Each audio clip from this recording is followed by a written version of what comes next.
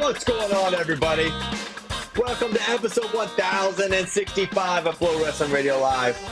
I'm your host, Christian Piles. I'm in Virginia in my children's room just for a good portion of the week. I snatched Caleb's chain. They said I shouldn't address the chain, but it was sitting there on the dresser that I'm speaking from right now, so I just threw it on impulsively. We got JD Raider. We got Tyler Meisinger. We got Father John Kozak. And as I always said, this was just sitting here fortuitously. A father is someone you look up to no matter how tall you grow. Wow. I thought that was fitting with Kozak on the show. Can you bring that back for me? That's right. Well, it's, I could. If I asked my mom, I think she'd probably be on board, but I'm just not going to do that. Cool. A little cross stitch. All right, boys. We got a lot to get to today. Quick preview of the show. We're going to go who's number one, of course, UWW World Championship, a little update there, some Sadulaev talk, 174 tiers, maybe a special announcement, probably not an announcement, maybe just a statement that an announcement is forthcoming, which in many ways is better than an announcement itself. But first, let's kick it to JD, where we're going to talk about a little bit of who's number one. Amazing time had by all fans, athletes, and media in attendance. It was great. But JD, where do you want to start? Yeah, I mean, y'all propping this up as the greatest who's number one in history. That's what some people are saying. I'm not saying it, but some people are saying it. Let's start at the biggest match of the event, the finale. Bo Bassett gets revenge, takes out Daniel Zepeda. Now, is it panic button or chill pill time for Daniel Zepeda? Oh, no panic button at all. I thought it's interesting because both matches, so you watch the first one between Zepeda and Bassett, and it's like, all right, Daniel won sort of dominantly, but you could kind of see it's pretty close, and you could imagine how Bo Bassett could have won that match. And then I feel similarly here. After Bassett Zepeda 2, Bo got those first two takedowns off those go-behind sequences. But, Zepeda kind of goes for broke on that second takedown, ends up giving it up, where maybe he could have fought that a little harder and maybe was a little desperation mode. And then at the end, he was able to get to Bo's leg, get a takedown, and it felt like, I don't know if the momentum shifted. Well, I'd say, yeah, definitely the momentum shifted. I think that'd be fair to say. So if anything, I think this, as much as it was Bo Bassett's match and moment, we don't have that atmosphere, that excitement in the biggest who's number one match ever. If Daniel Zepeda, who already has the dominant win over Bo, chases Bo down and wants another match against this guy, he could have dangled that win forever, right? They're probably not going to be in the same college weight if I had to guess. I think Daniel's probably going to get pretty big. And he could have ridden off into the sunset and just had that win. And he pursued it, got it, and Bo made the most of the moment. So I feel like Daniel is going to be fantastic at the next level. I think the fact that he's like, hey, I'm going 44 for Super 32 now. I was going to go 150, but now after this, no way. I'm going to go after him again. I just speaking with him afterwards, he is totally undeterred and absolutely feels like he can win the match. I think that's a great quality that you want to see in a wrestler. So as much as it was Bo's moment, I think Zepeda really represented himself well there. And I'm really excited about a potential trilogy here between Zepeda and Bo Bassett. Yeah, Bray was saying afterwards, Zepeda said the crowd got to him a little bit. He gave up those takedowns. Felt like he had to go for broke to get that back. And that's why he went for that high flyer. But he said afterwards he was pretty cool, calm, and collected, and said that takedown at the end was huge for me to know I can get that, and I just have to make a few adjustments, and I'll be right there. Bo's definitely going to be the favorite at Super 32, but yeah, I'm excited to see them run it back in 2 weeks. I think that I don't want to just like say that it was Bo was taking him down because he went for the high flower. Like maybe on the second takedown, that's true. But then Bo did take him down a third time after that with like kind of a methodical single leg finish. So I think Bo kind of displayed that he is top dog in this matchup right now. Not to say that Zepeda, that I would doubt that Zepeda could get it done over him, especially after you saw that last takedown. But it wasn't just 2 takedowns; it was 3. So. Yeah, for sure. And I think one thing that stood out the most, comparing the 2 matches, match 1, Daniel getting to the legs almost at will, right? And in this instance, this match, I feel like he only got in the one time and he was able to finish. So Bo made some adjustments, whether it's in his motion and how much he was like jab faking, his stutter, and he wasn't given as many opportunities to Daniel. But did Daniel figure something out there in the third, or was it just a matter of, just a one-off takedown thing? That's what I'm curious about. Yeah, I'm not sure. Did you see, Tyler, your Michigan coach? I want to still talk about what were you gonna say? But the Bo. They made a visit to the Bo Bassett household with no power. Yeah, it's true. They're animals. Wow. You can't stop these guys. I didn't realize that they were at Who's Number One until Sean called me and was like, "Hey, I missed you," but I was busy. It would have been great to see him. I wanted to say about Bo's wrestling still. I feel like it's such an art to maintain a heavy hand fight without giving yourself up too much, if that makes sense. Like when you have heavy hands and you're clubbing and you're coming forward so much, some guys, it can almost leave yourself open to leg attacks, but he's kind of gotten so good at like being physically overwhelming with it and not leaving himself open to those openings that it's really impressive. And his stutter snap is like, dude, it's so good. If anyone could take anything from Bo Bassett's wrestling right now and just like start practicing it right now, I would say it's that stutter snap. Like it's easy to drill, and getting really good at that, like that has helped Bo Bassett's game so much. When you're worried about getting planted on your head like that, it opens up more opportunities. I think that is a really awesome element to his game.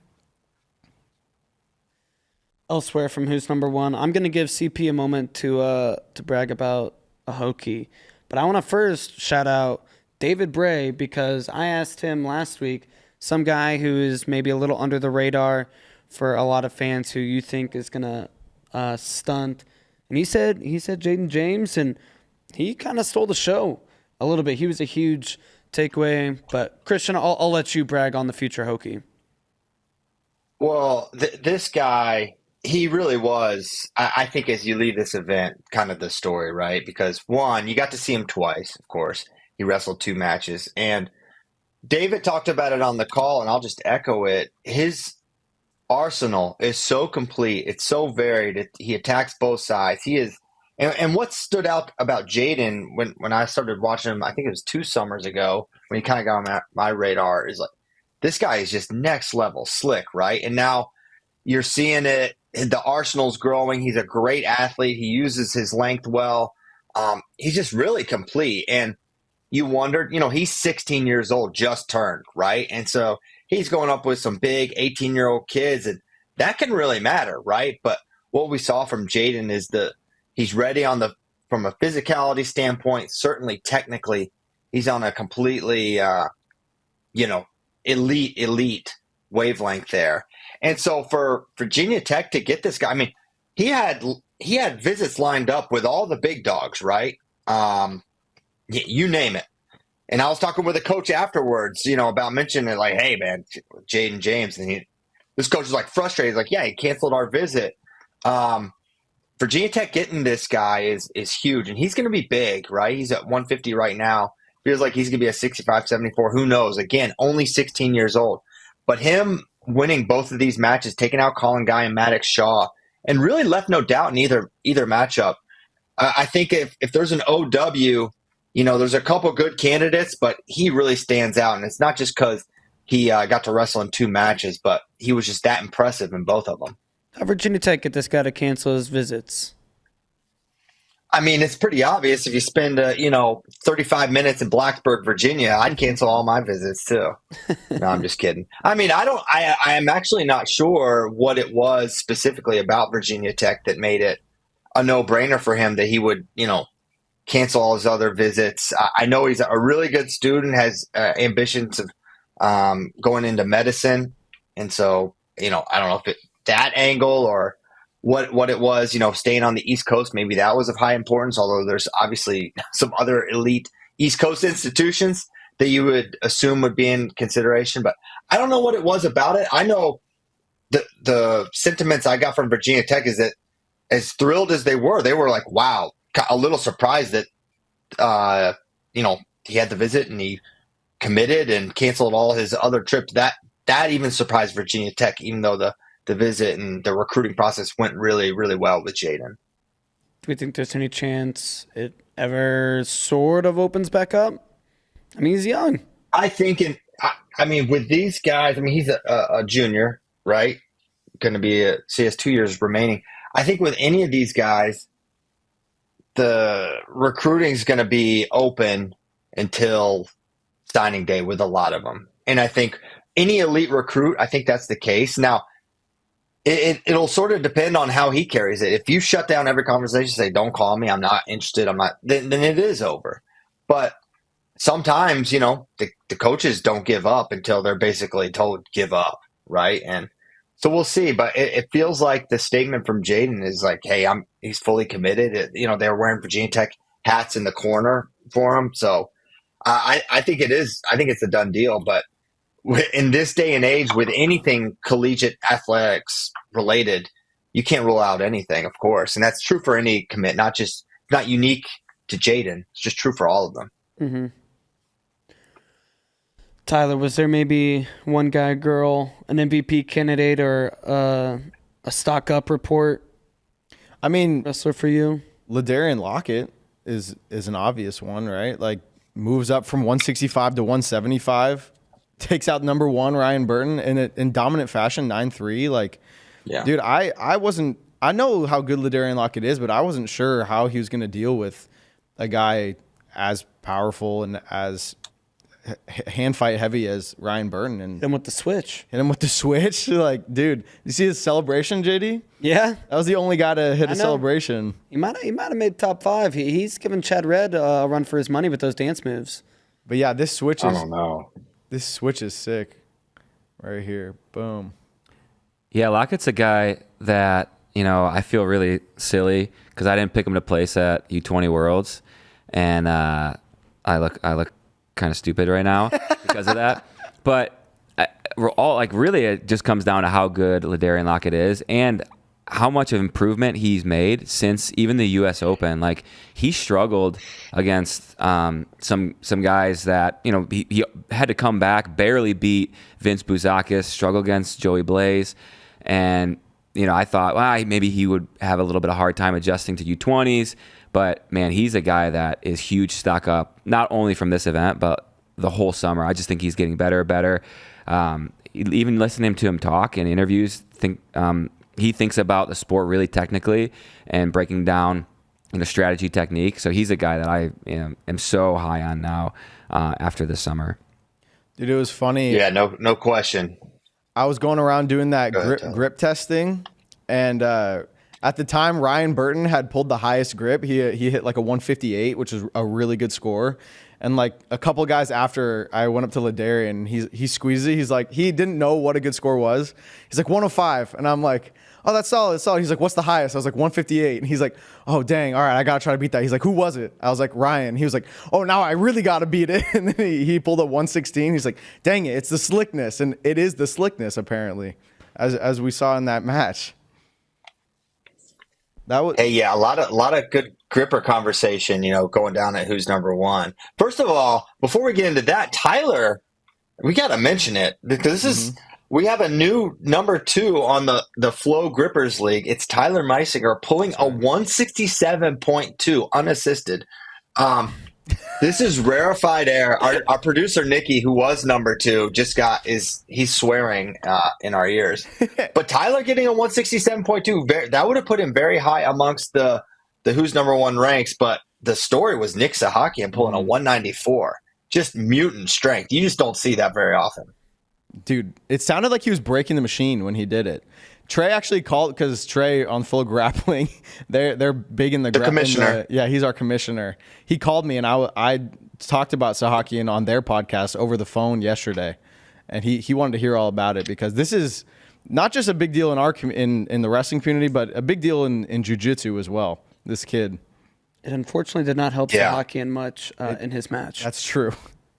That's true. Jude Correa did a great job. He pulled the 126 and then beat Sahakian. So grip strength is not everything. Don't put too much stock in that. It's not everything. It's the only thing. That's true. That's my Hey, you want to know what?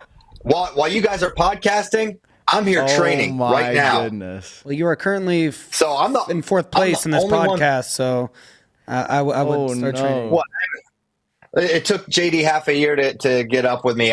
He edges by me by 0.2. I haven't been there to get an official rip. It's much more. I haven't done it since. You guys are going to be back in my dust.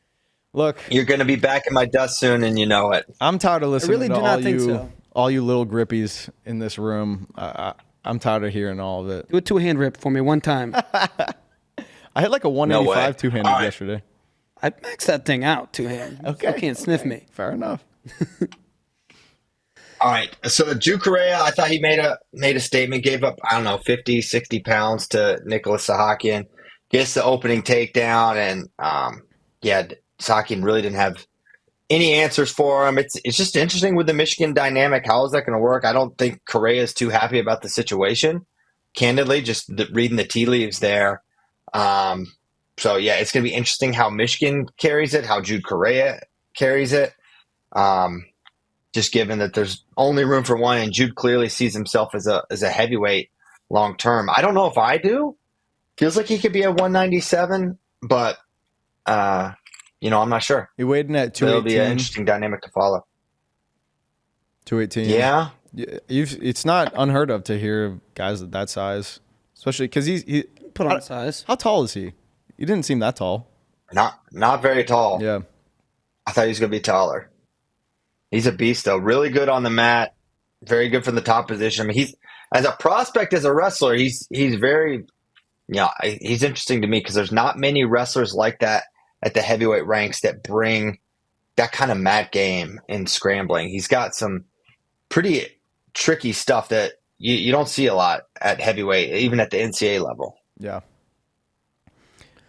On the women's side, Morgan Turner continues to be one of the brightest young stars in the sport. She got it done with JB in the corner. Mm-hmm. What's their relationship? Yeah. What was that about? I don't know. Apparently, Morgan has trained a little with Jordan, or Jordan has coached her some. I guess she's come out to Philadelphia at times to learn from Jordan Burroughs. A good guy to learn from for sure. And so, Morgan did a great job. Jorge, I thought, made it very interesting. It was an exciting match. I thought there were some moments where, she showed some vulnerability, but Morgan was just way too much. But Everest Leidecker going to 3-0 at who's number one, very, very impressive. I thought she was definitely in the OW consideration as well. We should also mention Anthony Knox, four-timer. Yeah. History, first That's ever. insane.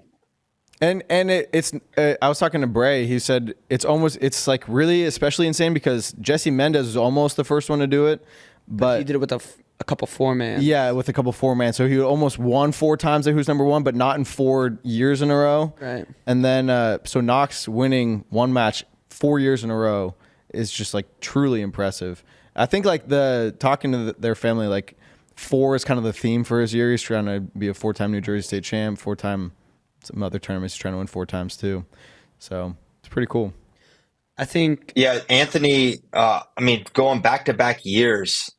Buzzer beaters, basically. Leo DeLuca, he seemed dead to rights there, and he figured it out, got the takedown, and then, man, did Aaron Seidel wrestle a perfect match or what? I mean, just the ride and the positioning. Anthony took one shot. He got in one time the whole match, and then you're like, man, is he going to be able to get in? He gets on the high crotch, and then basically there was no scramble beyond that. He was able to double off no problem, and just like that, the perfect match for 6 minute 40 seconds taken away, and Knox. I mean, you use the word gamer, the term gamer, or whatever that means. If it applies to someone in high school wrestling right now, it's definitely him. He was texting with Bray, and he said 45 seconds left on the clock, and I need one takedown. You're going to need a shotgun to keep me off your legs. Yeah, and you can't do that in folk style. Yeah, you're not allowed to use shotgun. You cannot do that. So yeah, he did a great job. Honestly, the under the radar, maybe sneaky OW is for me is Vega.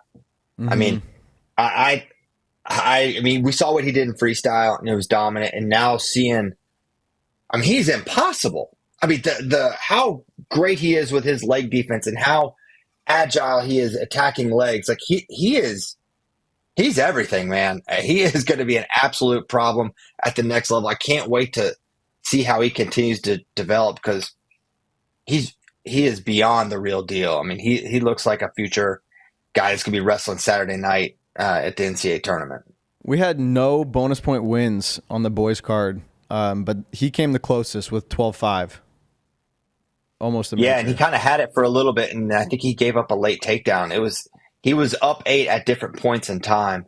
And Gorman's tough, but man, Sergio is just different sort of wavelength. That's crazy. No bonus point wins with college rules. Yeah. There were with 3-point takedowns. Yeah, Nuts. there were quite a few on the girls' side. Another MVP candidate would have been Buzakis. She looked really impressive. Oh, dude. Yeah. What is that? Have you guys seen that move she used where she kind of had the toe and like it was like a gut, but not a gut? It's like a mix between a gut and a lace. I didn't know what to call it. Yeah. On the broadcast, I was like, it's kind of like a lace, and the foot's through, but she's threading it through here. I was like, I don't know what to call it. What do you need to ask Jacqueline? A lot. JD said lut. A lot. A lace gut. Yeah, I get it. Mm-hmm.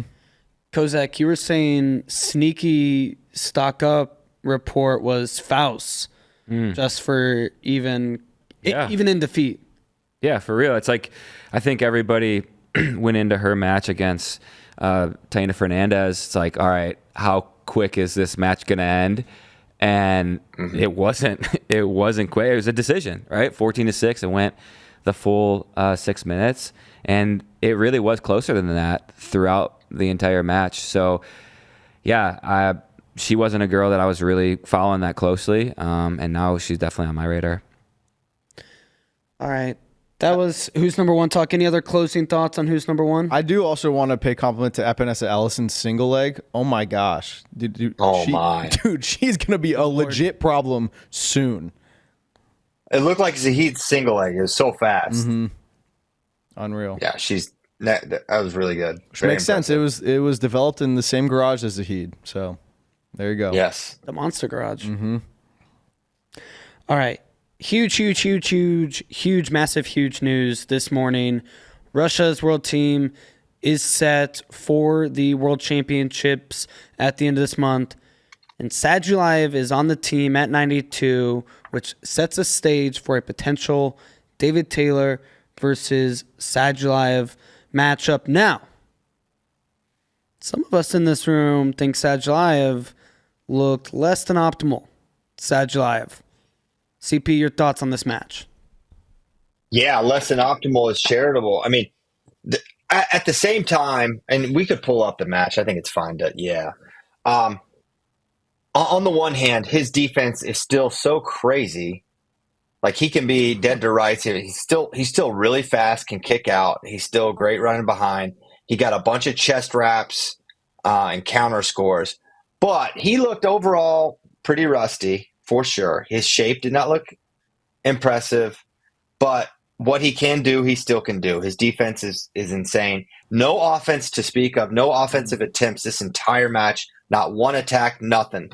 And he gave up some points in a way that you don't often see. You don't see guys get to legs as often. I mean, he got hit with a little Colin Moore. I don't know. I think he calls it like a reap or something, where you step behind the foot. It's kind of, we used to show it on Buffalo Gap, and I was like, this is a scrub takedown. This will not work on anyone. But it just took down Sadulaev, who no one gets taken down by, and Colin Moore definitely changed my mind on that one. But I thought that's not the best version of Sadulaev I've ever seen. The question is a couple things. One, how comfortable is David Taylor going to be on the legs? How is he going to be able to get in? Because David's going to push the issue and going to try to challenge him there. And I feel also confident, like, how much is Sadulaev going to work to score and fire off his own attacks? I'm not as sure.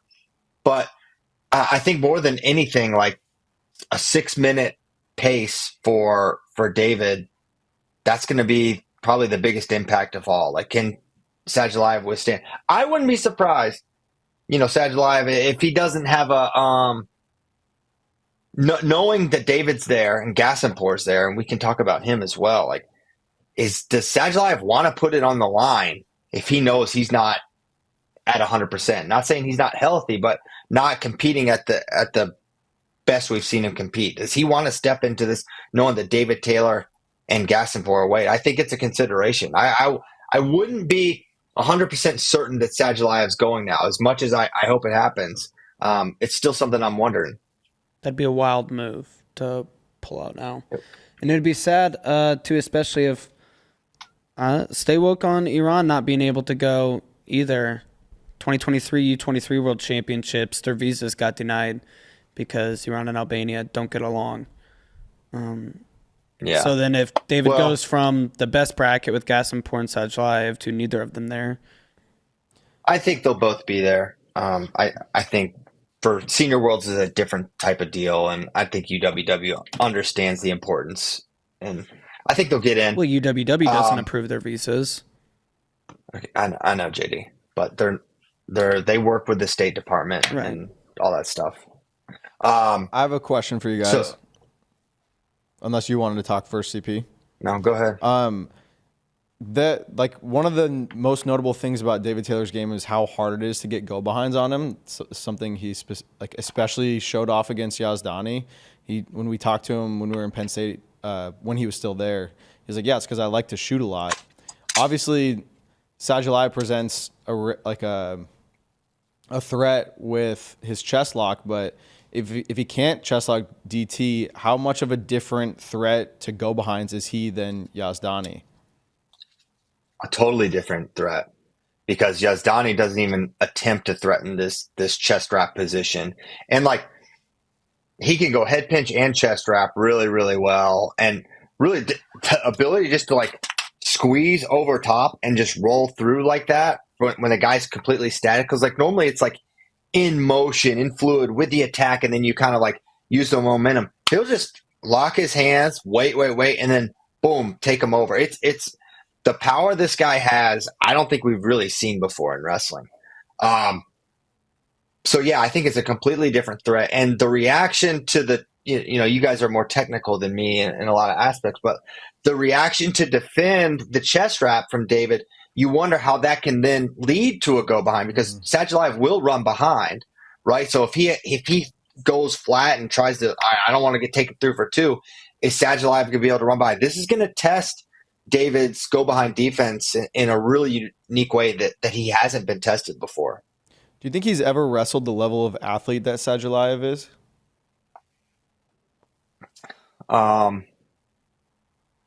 Probably not. I mean, Zahid is really special. It's true. Athletically, but the speed and power combo, no. I mean, there's not really anyone that can say, who can say they've wrestled a better wrestler than Sadulaev? Maybe opponents of Jordan Burroughs. Like, there's very few people. Yeah, who's a better athlete, Burroughs or Sadulaev? Ooh, I don't know. It's different. I'd Jordan, but the power. But Sadulaev's.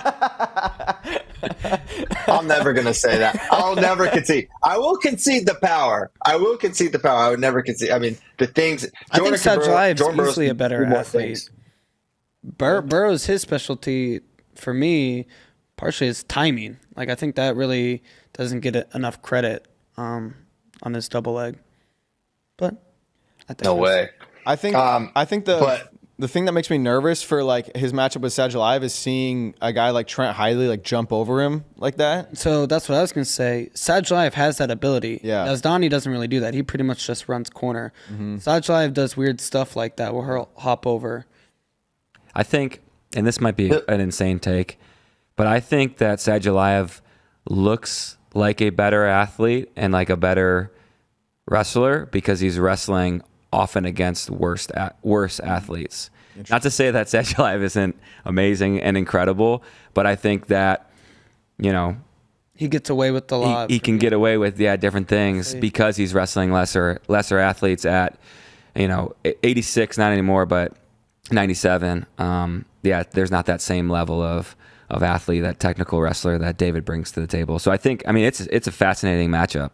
And I do think there's a bit of this wrestling to the level of your opponent.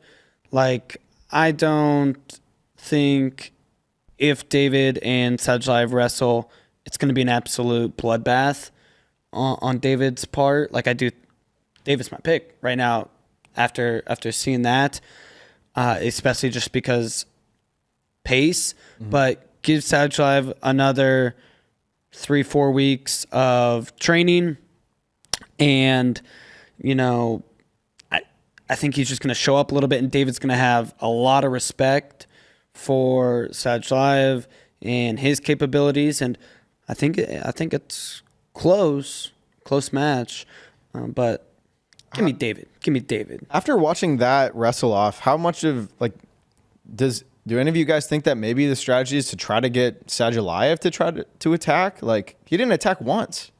I don't think he will. Like, you can play that game, but then you're just going to be in a close match with Sadulaev late. Yeah, fair.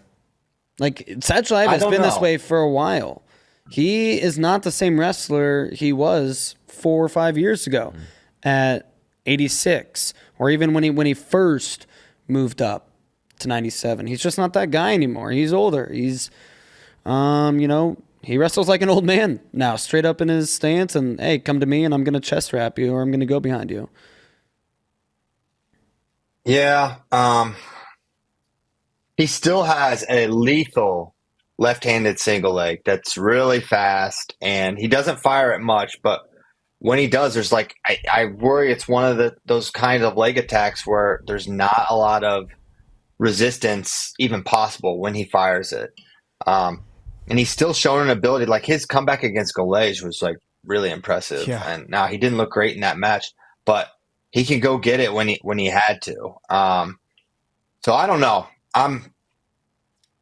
I certainly don't expect that version of Sadulaev to take the mat in Albania.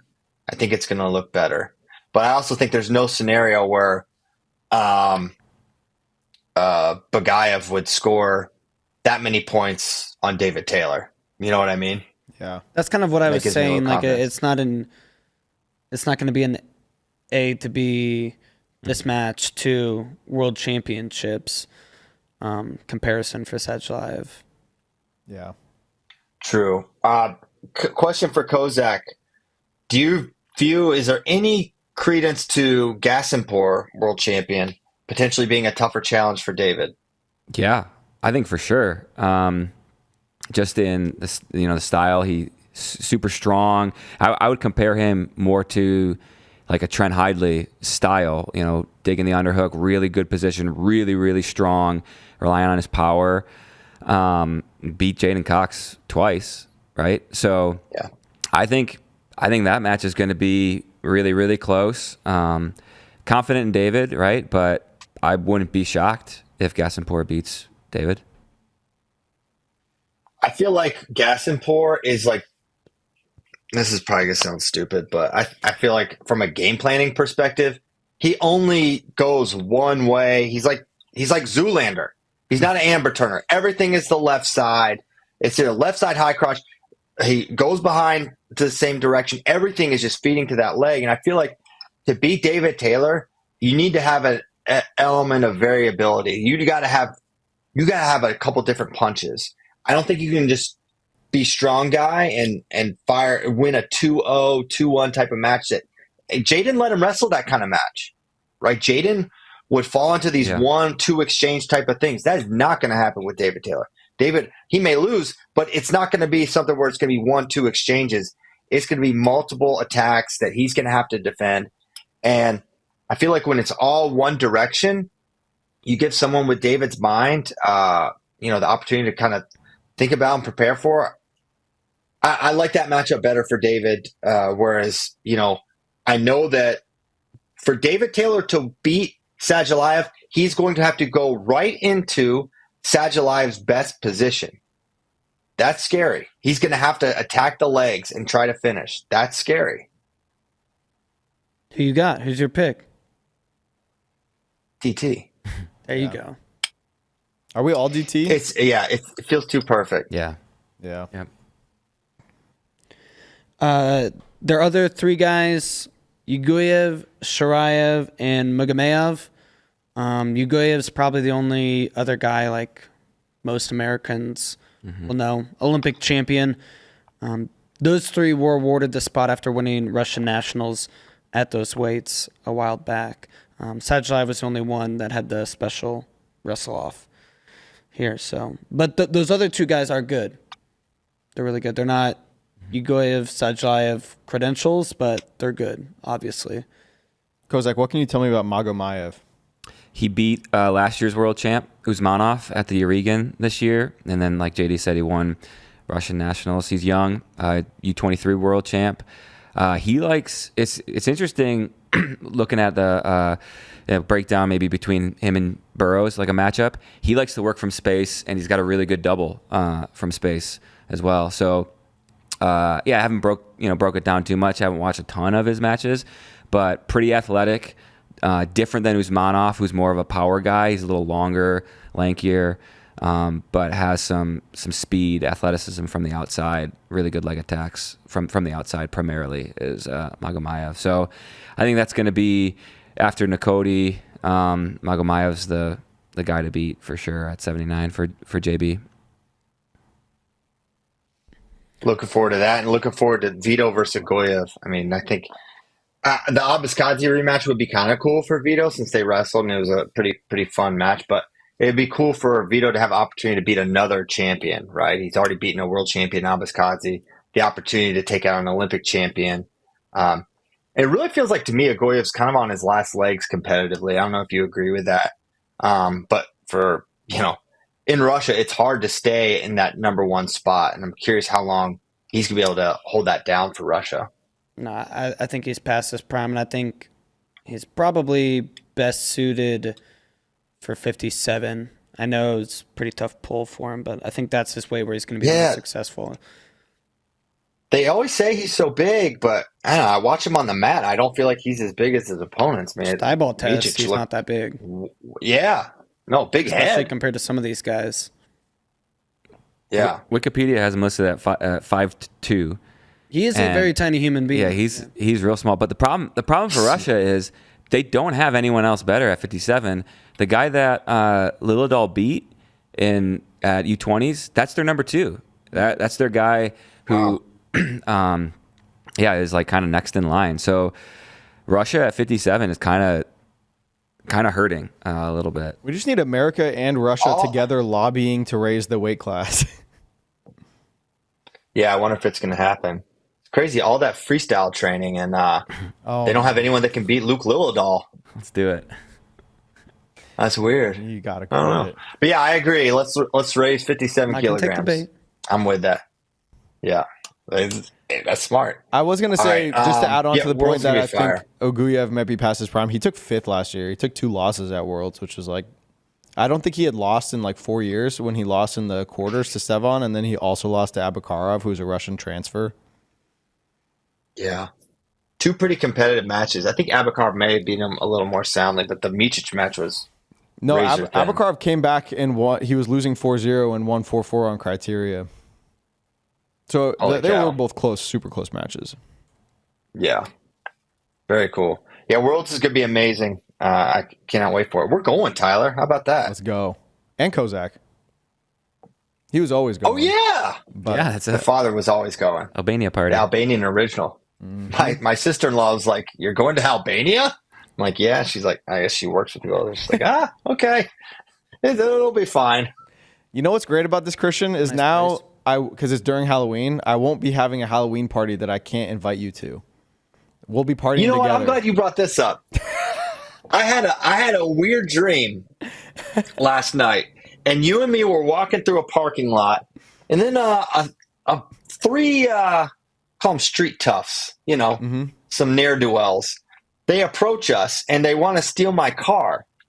And the way I'm looking at this, I'm like, all right, I'm thinking matchups here. I'm like, Dream CP is like, we can absolutely take these three guys. Like, I'm like, we're going to be able to take these guys. I got Tyler, got me. We're ready for this. Tyler sprints away and left me with these three, and my car got stolen. Well, I couldn't believe it. Did they have weapons? Explain yourself. Did they have weapons? No weapons. Okay. No. Then I would have probably helped you. They hadn't been shown. See, here's my thing. Help me. What do you mean help me? We're together in this. Here's my thing. If someone's stealing a car and they have weapons, just let them steal the car.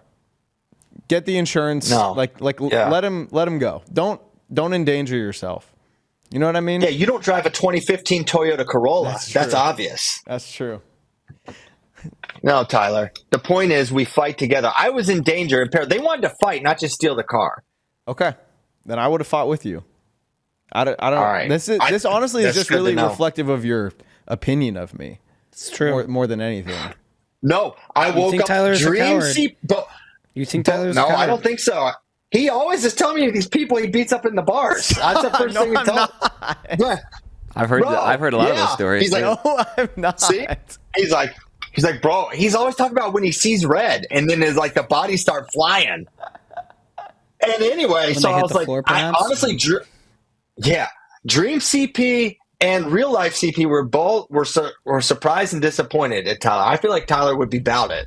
That's my read. I would help you. All right. I would not be sprinting into action either, though. I would say pause. Let's look at what they got going on. Let's examine the situation.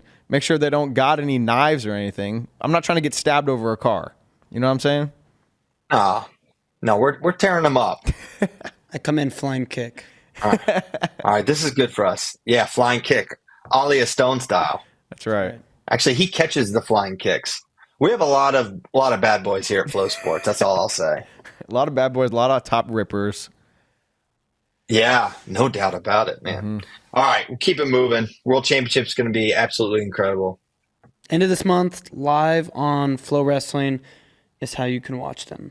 Let's get into some 174 tiers. It's our next weight. Here are my tiers. Tier 1, Keegan O'Toole, Levi Haynes. Tier 2, Rocco Welsh, Kate DeVos, Dean Hamady, whoever Iowa puts out. Yeah.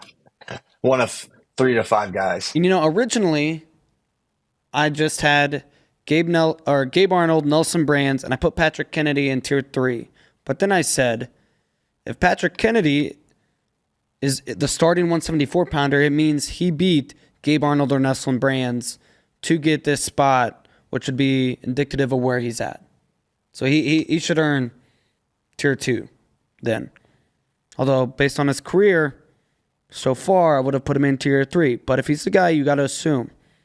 Tier 3, then Wolak, Inconchera, Sachs, Bronigal, Gaitan, Kemp, Whiting, Turley. Man, I feel like one guy I would include in there is definitely Matt Singleton. He definitely, a lot of his best wins are in freestyle, but this is a guy with multiple wins over Gabe Arnold. He's beaten Josh Barr.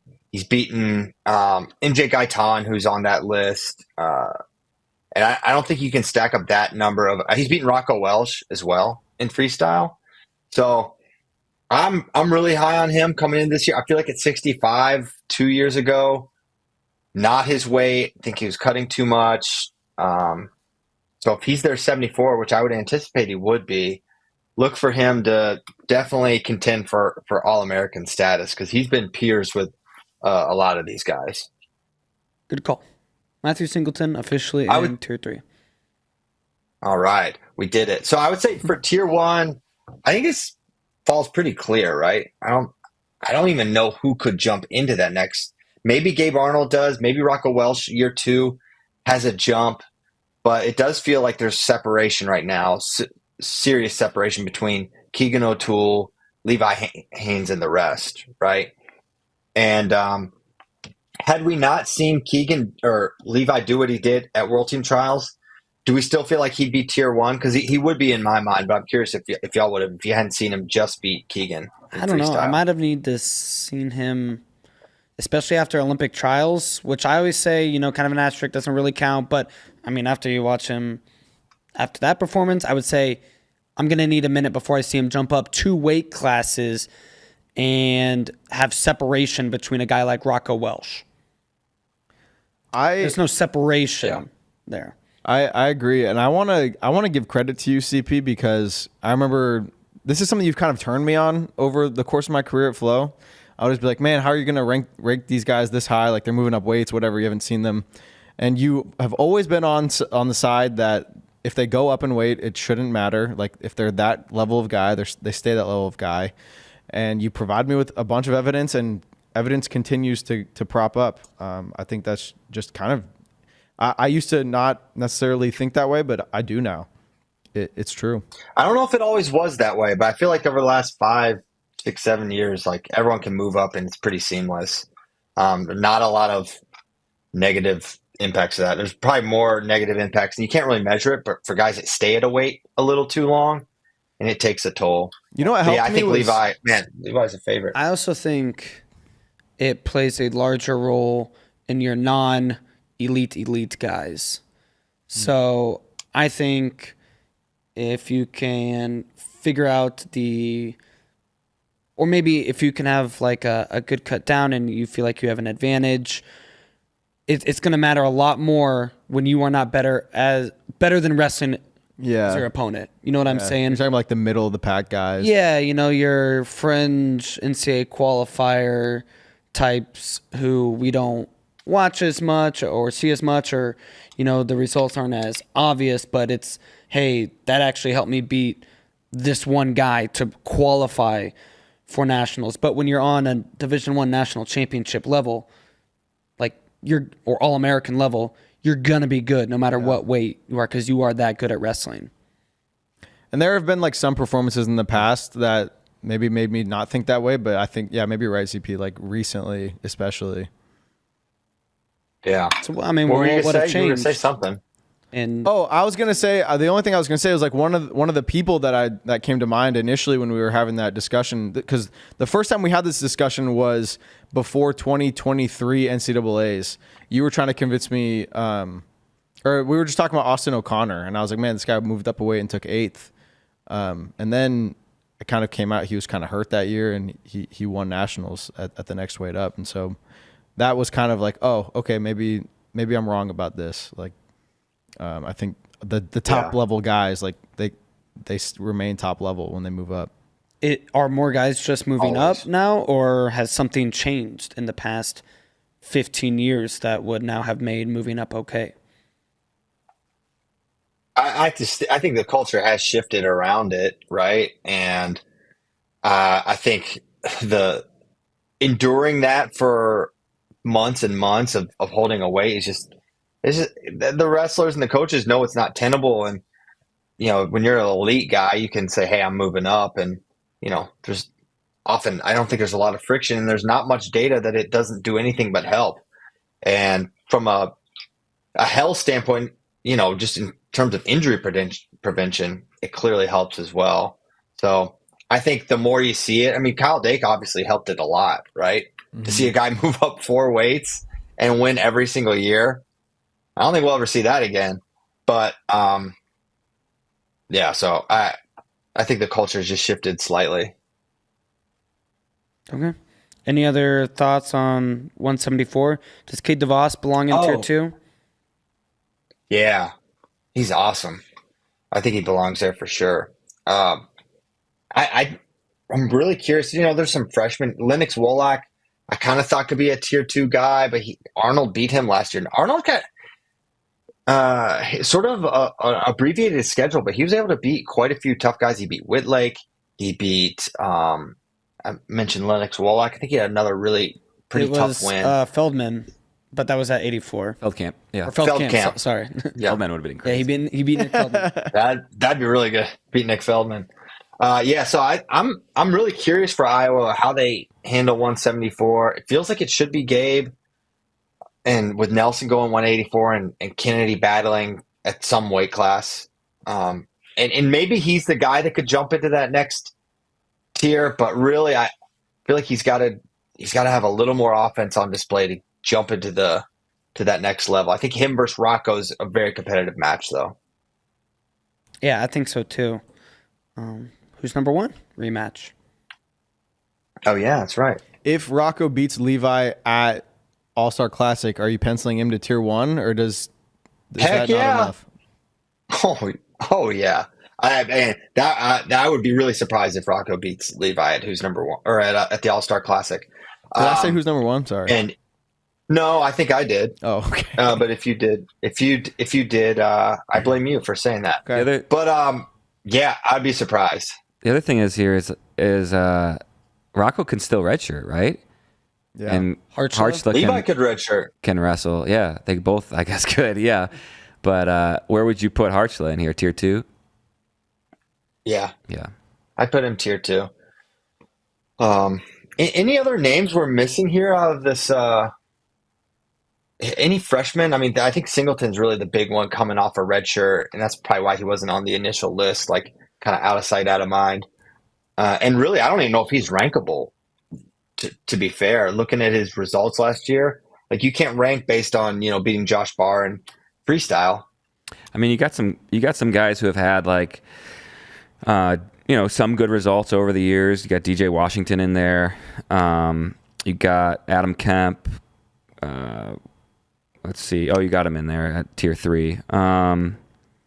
Lorenzo Norman. Do you have him in there? No, Okay. I didn't put him. Lorenzo Norman. He Josh did have that one over Ogunsanya. Shane Griffith, which we will continue to mention forever. Yeah. Um, Danny Josh- Waska's tough. Brody Conley.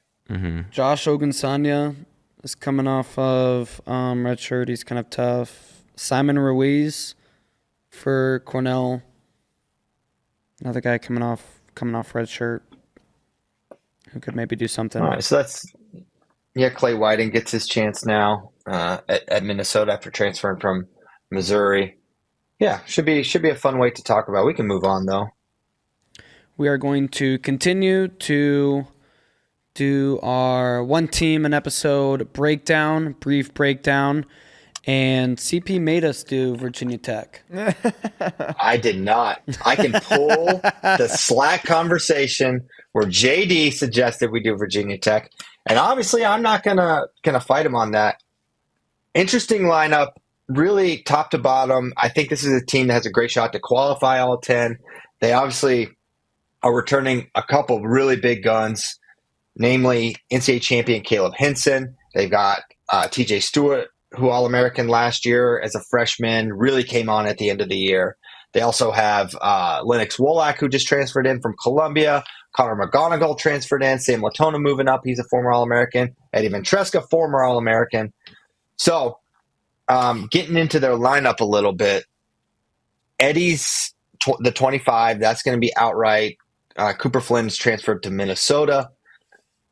33, McGonigal comes in, fits like a glove, allowing Sam Latona to move up after he was not only the biggest 25 for a period of years, the biggest 33. Now he can go up to 141, where he's going to try to find some more consistency that kind of eluded him.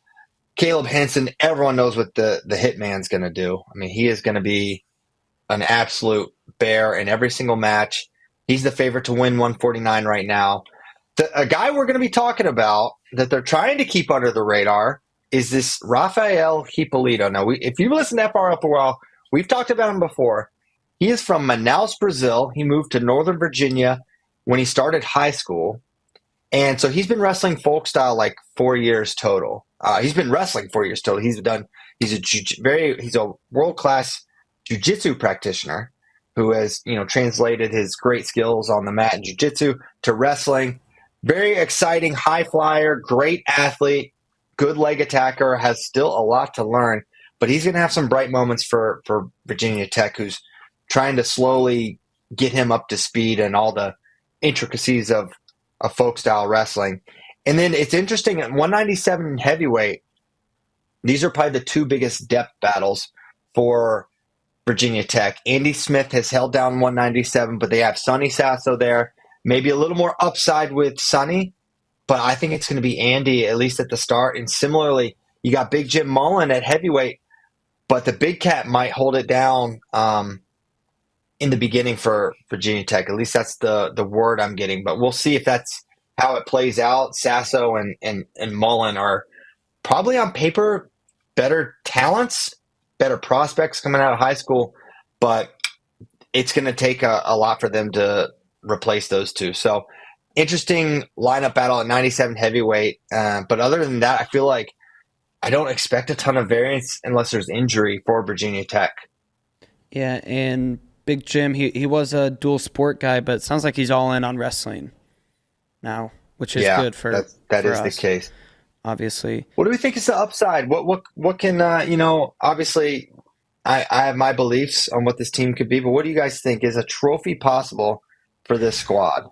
To me, this feels like a phenomenal dual team, but a team at NCAAs that is just going to have some guys that fall just short of that podium and are only picking up, 1 or 2 points, and they just don't have the top end. They're really sound from top to bottom, no holes, but just don't have enough of those big guns. And when you're one really big gun, Caleb Henson, returning national champion, is kind of he's not tier 1 island like we just said a couple episodes ago.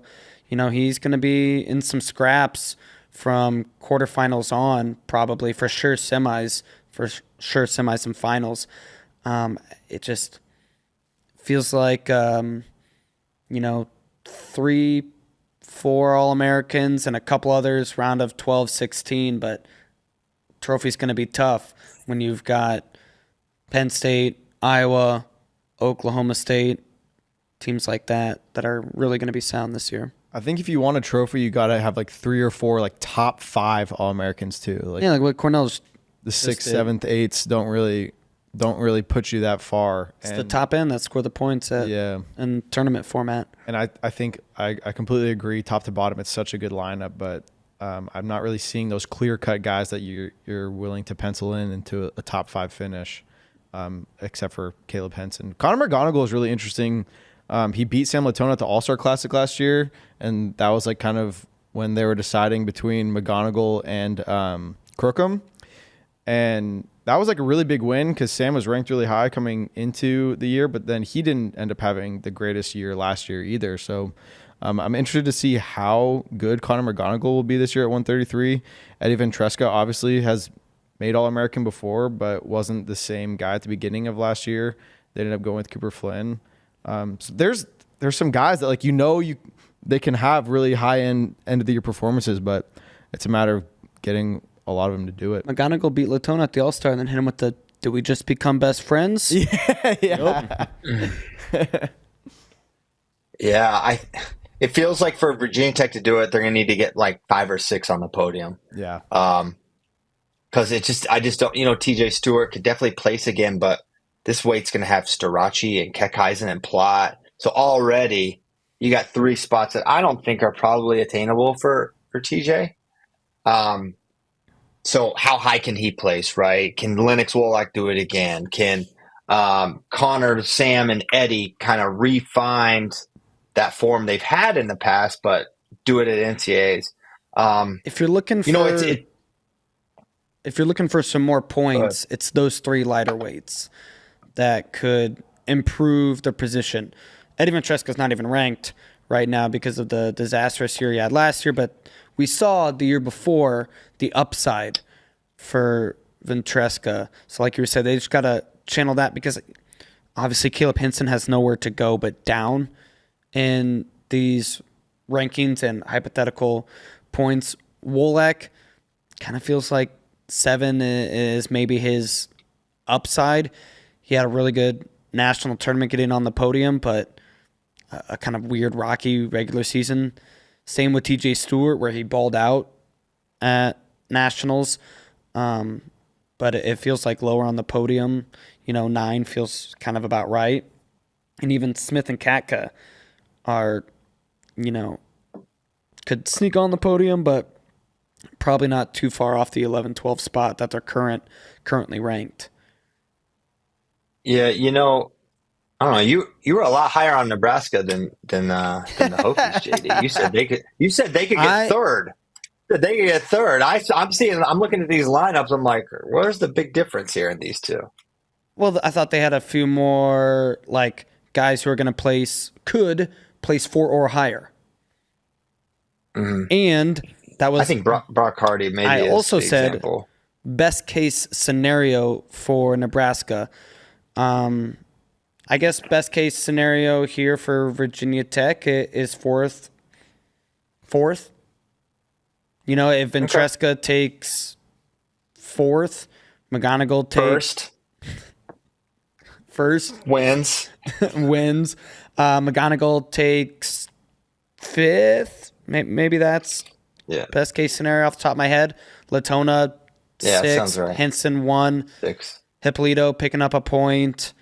Connor Brady a point. Wolak 6, 5. Stewart 6, 5, 4 without looking off the top of my head at the 184 rankings maybe. Smith 8th. Katka Yeah, maybe. around a 12. That feels like best case scenario. I guess that's a 4th place team. Yeah, that's a good team. And all that coming together is, to be fair, all bits aside, that is going to be a big challenge for that team. But a very good team. Looking forward to seeing the Hokies and the whole ACC, watching that NC State, Virginia Tech. Maybe we do NC State Thursday because they're always fun to talk about. Always put a very, very strong lineup on the mat. So maybe we can talk about them. A little tease for the a whiteboard Wolfpack war. fans. We know that. NC State, Virginia already? Tech. Yeah, why not? I'll That's like tell you my the one- favorite duel I of the wanna year. do- This one of them at least by now.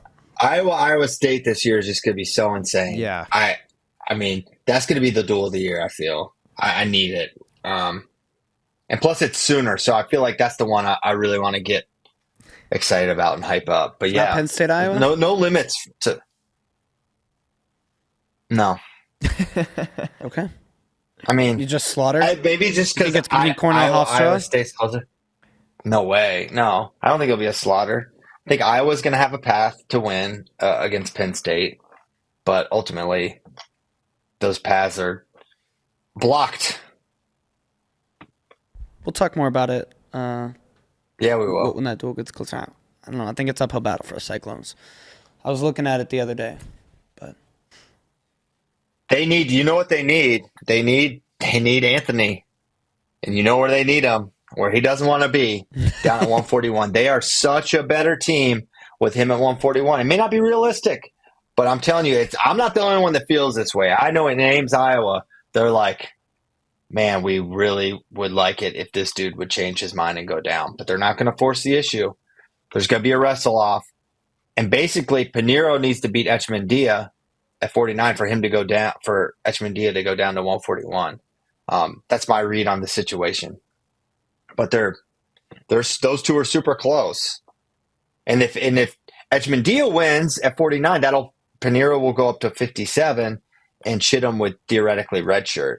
Do you know anything about where Echmandia is certified? I mean, 133. certification is like, yeah, probably.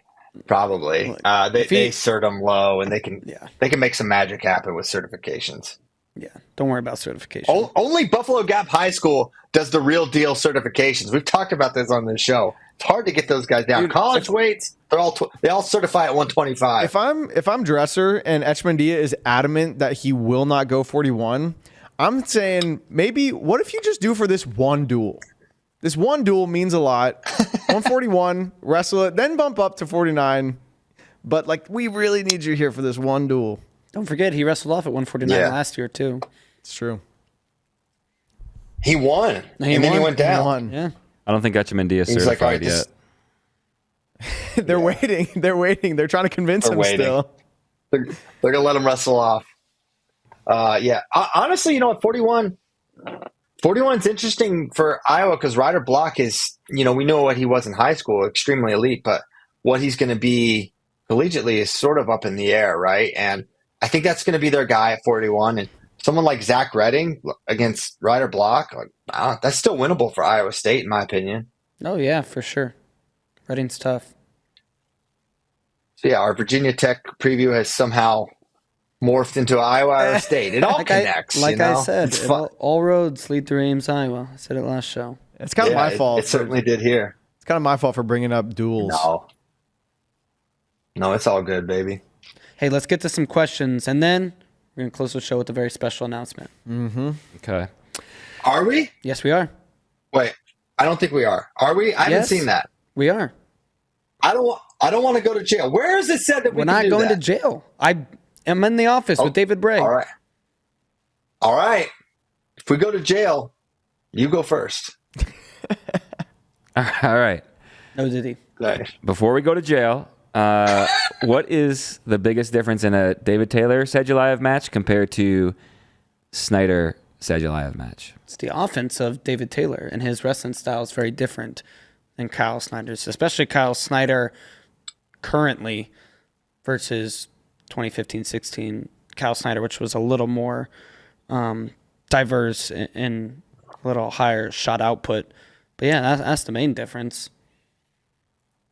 It feels like a similarity is that they're both maybe going to be reliant, maybe not reliant on pace. I feel like Snyder was definitely, he needed Sadulaev to fall off a cliff to beat him in the last couple of years. And that just didn't happen.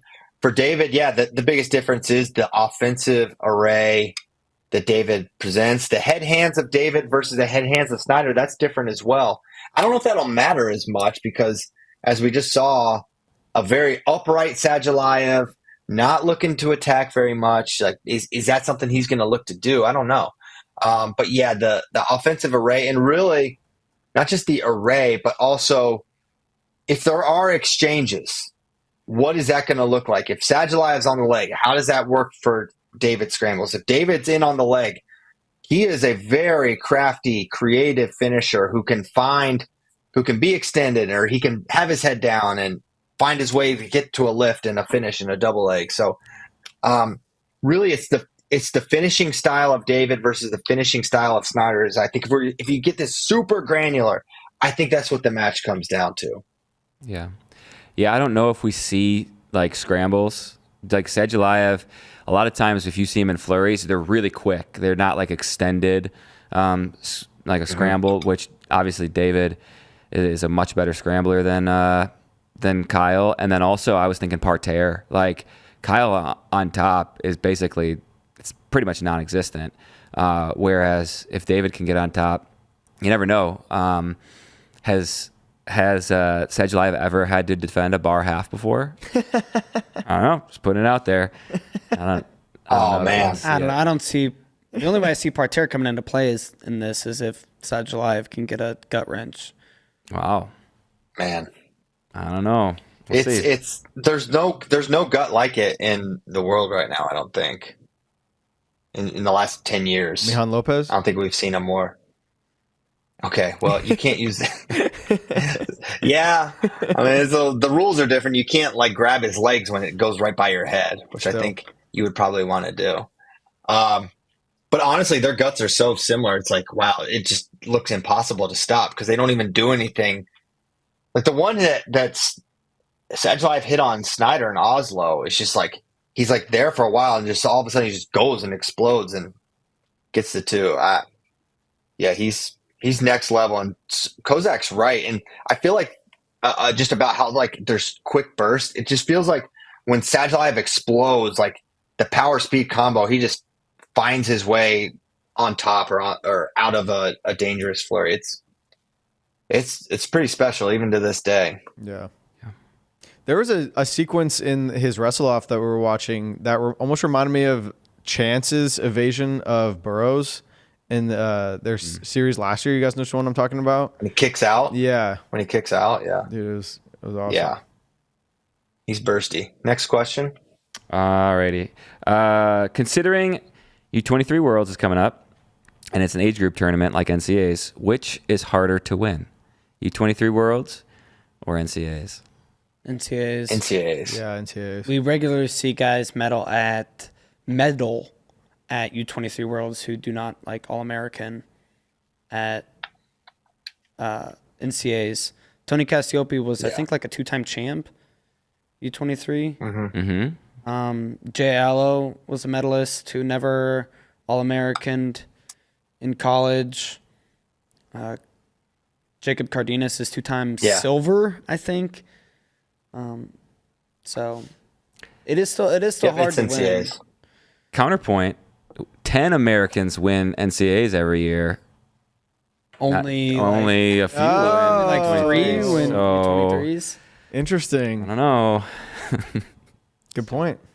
It is hard to win because there are still the top level. At most weights, there's one guy who's going to go on to be a senior level world medalist at the weight. So while we regularly see a lot of guys go and medal, it is normally only our very, very good top guys who win U23s. Do we all agree that U20s is harder to win than U23s? Yeah, because a lot of those guys, once they get past U20 age, they just do senior worlds Right? instead of U23s. Do you think it's harder to win U20s or win NCAAs? Well, that's a weird question. I feel like it's closer. Way closer. Yeah, because that's basically a mini senior level worlds. I would still say... I think they're comparable. Especially when you take into account Kozak's point, which is that at least 10 are guaranteed to win. Well, they do have that baby boy weight class that you can... Oh, no, that's cadets. Oh, yeah, they have 57. No. It's same 10 weights. Still probably think NCAAs. If our entire NCAA field tried to make the U20 world team, of all the U20 guys, I don't know. Do you see the debate that got sparked about which is tougher, senior worlds or NCAAs? Which is harder to win? No. Yeah, I saw this. John Smith says it's NCAAs. Well, just because of how grueling. For what it's worth. Well, it was easy for John So Smith. now argue with John Smith. I feel like he's one of the few people who like actually would think that because he won it so easily so many times. Yeah, but he won worlds more than he won. Yeah. Well, that's what I'm talking about. He won worlds so easily. He's like, it was so easy. That's just one man's opinion. You know, maybe your opinion's better than John Smith's. I don't know. But it could be. It could be. I don't know. When you're that good, you might not realize the difference. Stefan won worlds and never won NCAAs. Yeah. It's true. They're also different styles, and Stefan's always had more focus on freestyle. Well, that's part of it too. And you could say it's harder to win NCAAs because you have to go through an entire season hypothetically, versus if you're more suited for 2 peak performances during the year. It depends on what harder means, because if you're talking about like which sport is harder, folk style is way harder than freestyle. Like in terms of like just how brutal it can be on your body. And how many grueling matches you're going to have to win the title versus wrestling maybe Guinea-Bissau first round and then 3 tough 6-minute matches. You know, it is undeniable that an NCAA tournament is going to be more grueling on your body. Now, does that come into play when you think about harder to win? Maybe a little bit. So it's just the top-bottom aspect of folk style makes it so if you get stuck on bottom or if you're on top even, like there's so much more at play. Like it's body parts getting cranked on, or if you're doing the cranking, like there's shut up. There's a lot going on. It's hard. Yeah, I agree. Next question. Another question. We talked about who's number one a little bit. Who's number one result was the most surprising to you? Which one did you not see coming? Jaden James. You didn't listen to Bray. Well, I knew that he was good, but I didn't know he was that good, dude. That's exactly what Bray said, you would think. Like watching him right into his trap. Hit that duck on Colin Guy, I was like, oh man. I do want to say I owe Landon. We've been calling him Landon What have we been Robidoux saying? We've been is saying how we Robidoux. said his name. Robidoux. Rabadoo. I Robidoux. owe him an apology because I said that I've never seen Melvin Miller lose, and so I didn't think that he could do it, and he proved me wrong. He beat Melvin Miller 6-1, pretty dominant. If I have to go for a most surprising result, maybe the way Correa put it on Sahakian. Mm-hmm. I don't know. Like, I'm not super surprised Correa won, but just how dominant he was. Yeah, I think that none of the other ones were like that shocking. We knew Ladarian Lockett could beat Ryan Burton. We weren't sure how easy it would be, or not that it was easy, but yeah, I think that a lot of the matches went the way we thought they would. The Seidel match was the most surprising. Seidel Knox surprised me the most, just in how it all played out. Yeah. Regardless of the fact that Knox won and we expected him to win, I did not expect that. I didn't expect him to get ridden out. I thought ridden out. I thought he'd be more effective on top. I think Seidel really impressed me and surprised me. What Seidel did that was really smart, though, too, is obviously riding him out is really smart, but it also creates pressure because Anthony is so good on top. But when you're in the third period, and you think now you're taking away Anthony's opportunity to really work on top because he probably would rather put you up and try to take you down. Yep. Okay. Next up. Okay. How long do we want to talk about our special announcement? Or do we want to do one more question? Not too long. Okay. Let's do it now. Do it now? I'm ready. Let's do it. All right. We should do it. Let's do it. All right. Our final matches that we have not announced yet for the All-Star Classic. Men's matches. Women's matches are coming. But our final men's matches. At 157, Tyler Kasek versus Peyton Keller. 165, Hunter Garvin versus Peyton Hall. And the granddaddy, 184, Carter Starachi versus Parker Keckheisen. Oh my gosh. It's going down. Okay. This is the match. This is the one. I mean, Ferrari and Starachi, you get the talk and you get this and that, but this has real import for the season. This is the match that's going to determine if Carter Starachi can become a 5-time NCAA champion or not. And this is the first time we'll see it. I think we would probably only see it 2 times based on the 2 teams' schedules, right? So Parker Keckheisen, national champion, dominant fashion, right? Carter Starachi coming up to 184 pounds. He's a 4-time champ, trying to win his 5th.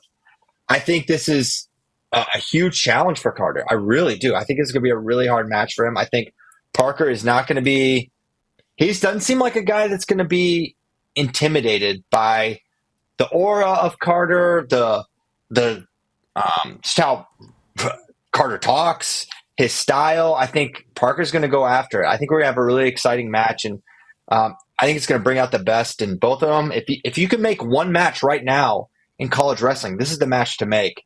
I'm really happy it's happening. I'd wondered if they would or if they wouldn't, but I think it honestly benefits both wrestlers in a weird way. I think it'll be good for Carter to get a feel for Parker and what he does, because I think he's pretty special in a lot of ways. And for similarly, for Parker to not go into it blind, potentially the NCAA finals. And I'm not trying to write off the Dustin Plots and the other hammers at 184, but listen, all I can go is on the information we have so far, and the information is that Carter Starachi and Parker Keckheisen are a cut above the rest. And it's going to be an amazing, hopefully the final match of the event. You can't get much more firepower in a bout than this. I'm excited to see Tyler Kasek at 157 as well. I'm excited about that too. I'm almost like, because there's a lot of questions about Penn State's lineup because there's so many great options, and you've got Tyler, who was a 49 All-American last year. And we theorized he would be 157. I thought he would be, and I've said as much in preview content. But, I didn't know we would have this kind of finality. And I'm not saying this is finality, but it's definitely a statement, hey, Tyler's our guy at 157, at least at this point in the year. Now, it does nothing for eliminating his redshirt status, as this is an exhibition. So he can wrestle this match and still redshirt. that's not in jeopardy at all. But I think it'll be cool to see how Tyler looks up and away against a very tough Peyton Keller from Ohio. How many Penn State guys are in this All-Star Classic lineup now at Penn State? So Greg, Carter, Tyler, Levi, Shane Van Ness, Bo Bartlett. and I think that's Bo Bartlett. and Bo Bartlett. 6. So a lot of Nittany Lions. There's a reason we're doing it in Rec Hall. Yeah, gonna be amazing. Can't wait for that. Can't wait for 184. I'm curious if Carter's gonna talk trash to Parker Keckheisen, who may be like the nicest dude. Like, how? Yeah, it's gonna be fun. Protect your faces, protect Great your graveyards. Yeah, they're all in danger. Do you guys? Is Carter the favorite? I'm not as sure. Oh, man. I think most like Vegas money would go to Carter because he's a bigger star. I don't know if we want to do picks yet or not, but it would be. I think it's pretty even money just based on actual wrestling skill, ability, and credentials, wins and losses. I think the thing for Carter that it scares anyone doing prognostication here. It's like, on the one hand, it feels like Parker is probably a more dynamic scorer who has more offense, who definitely attacks a lot more. But with Carter, the number one thing you always can point to is this guy is just an unbelievable competitor, which is it's not definable, right? It's not something you can measure. Say he's dog. Okay. Dog. That's definable. Like dog. Okay.